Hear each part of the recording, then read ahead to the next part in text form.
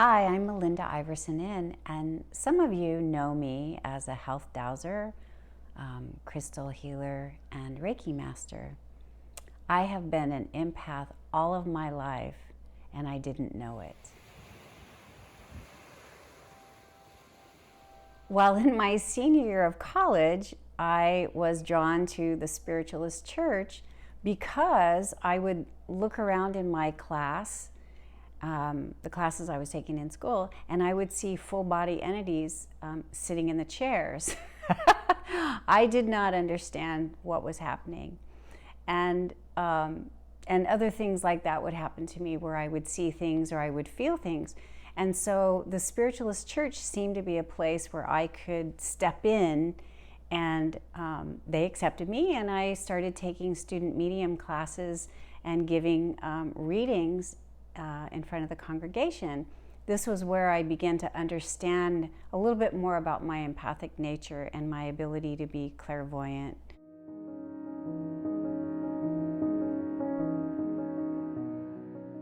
After graduation, I moved to a bigger city. I struggled for quite a bit at that time, but I knew I needed financial freedom, so I took a job in corporate America, basically, and it was not a great place for an empath. I struggled.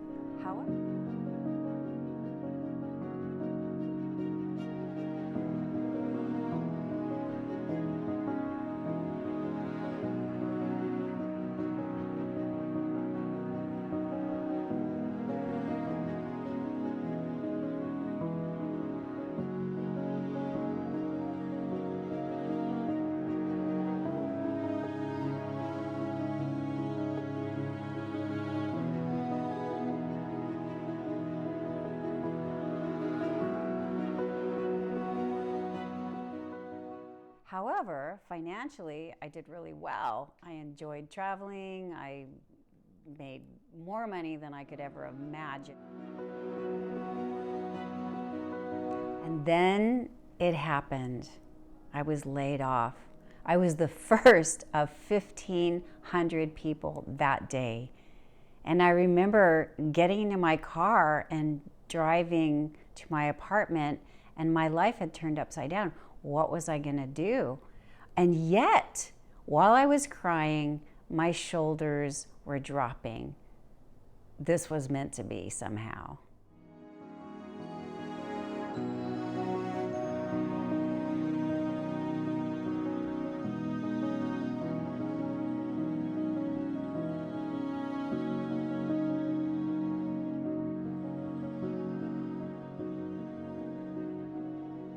After I kind of driving and I felt my shoulders dropping a bit and I'm more relaxed and I'm crying at the same time. It was a really confusing time.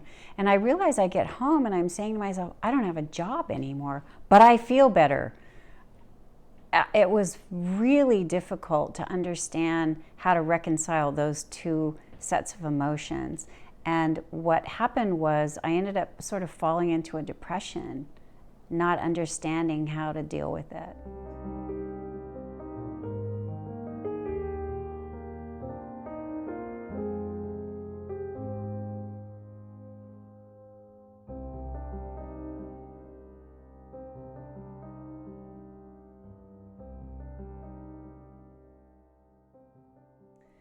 At that time, I felt really abandoned by God. I had lost my sense of identity. I lost my faith. It was really difficult for me to sit with that for a while.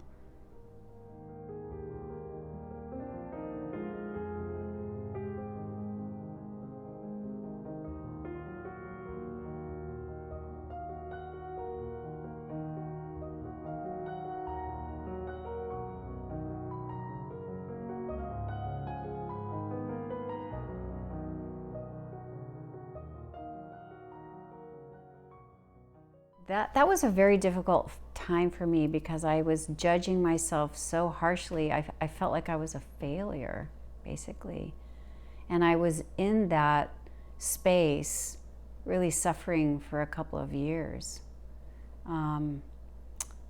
So after that 2-year period, I began to seek spiritual and metaphysical help. I felt like I was starting to heal, and I would read books and I would meditate more. I had been meditating, but this was like meditating a lot. And I decided I needed to get hugs from Amma. And I would repeatedly go back to the ashram for more than one hug. I think I got 5 in a row. She was always there to help, and I found solace in that, doing that.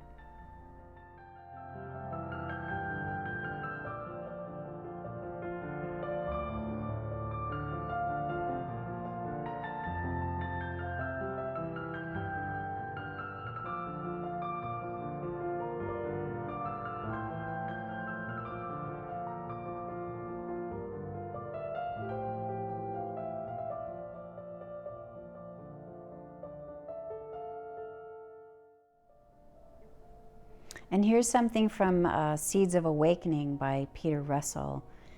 He says, "We simply need to let go of any attachments of how things should or shouldn't be. Let the attention soften and relax."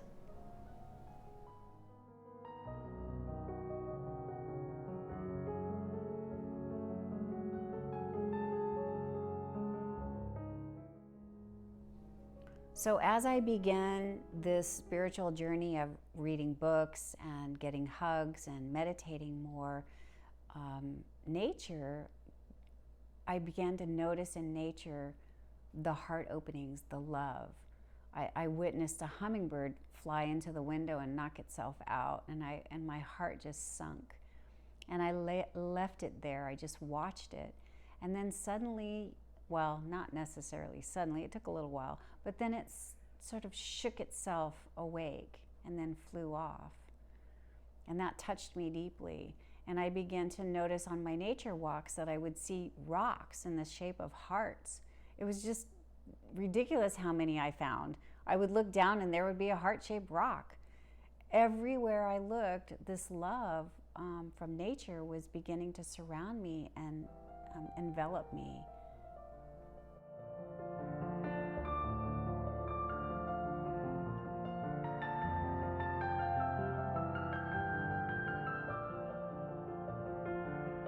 And I'm reading, and I remember reading something very important in one of P.M.H. Atwater's books. They had been doing experiments on the wavelengths of emotion, and when they observed this, they found that all of the wavelengths from the emotion of love produce the same configuration, which is the golden mean. So, and this love configuration is found in beautiful nautilus shells, animal bodies, sunflowers, in our DNA, and even in our molecules. So I began to see God as this perfect mathematician and artist.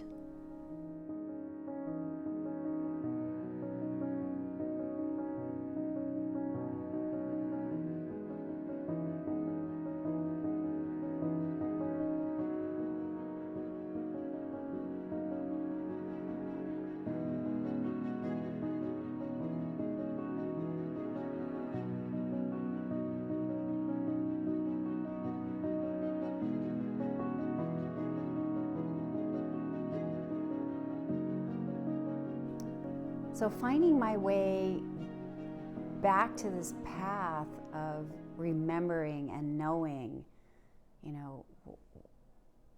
what it was to be loved, what it was to be here and experience that love. And I felt like I needed something to bring me even further into that path. And dowsing became a modality for me to start with. And I began my dowsing there. And I really wanted to focus on health because I felt like my emotional, my mental health, and my physical health were very important to me. And so that became the main focus of my dowsing career.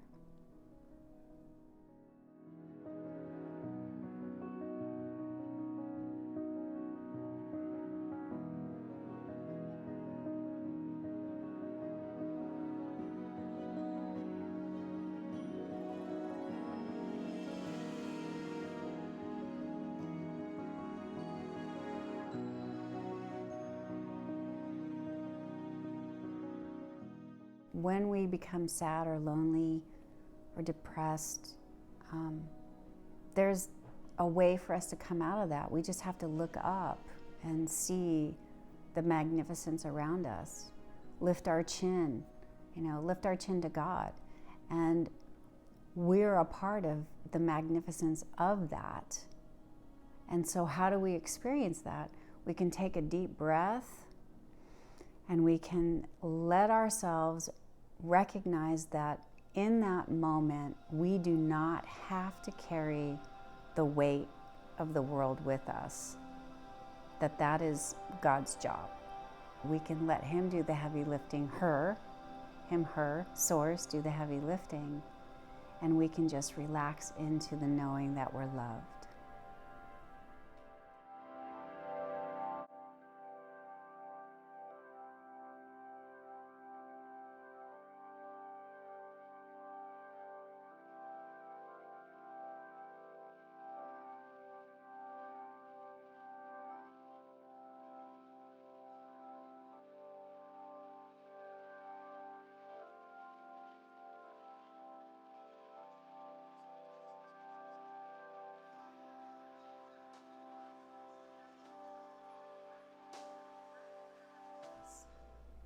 When we can bring in that love that is so available, almost like capturing it, like you're looking for a butterfly, right? But you wouldn't capture it really. But you see it and you bring it in. You're harnessing that energy of love that's available to us 24/7. When we can bring that energy of love in, that allows us the opportunity to relax.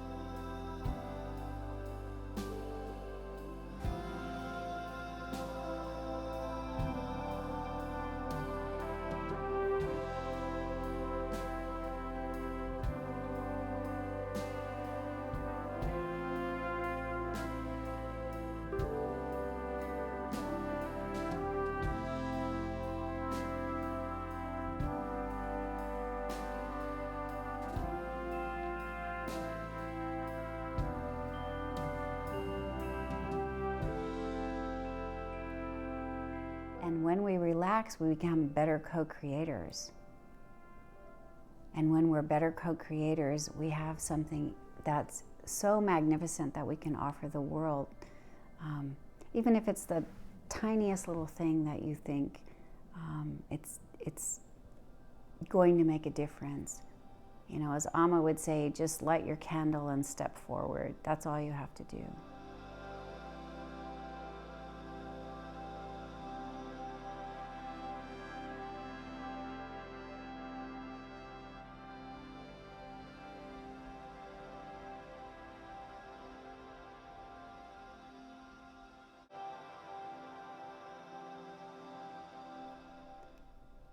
So basically, the only purpose we have in life is to be love. And living in that pure spirit allows us this opportunity to feel that love from God. And with that comes protection. The protection comes from knowing that God source, He, she, is always there for us.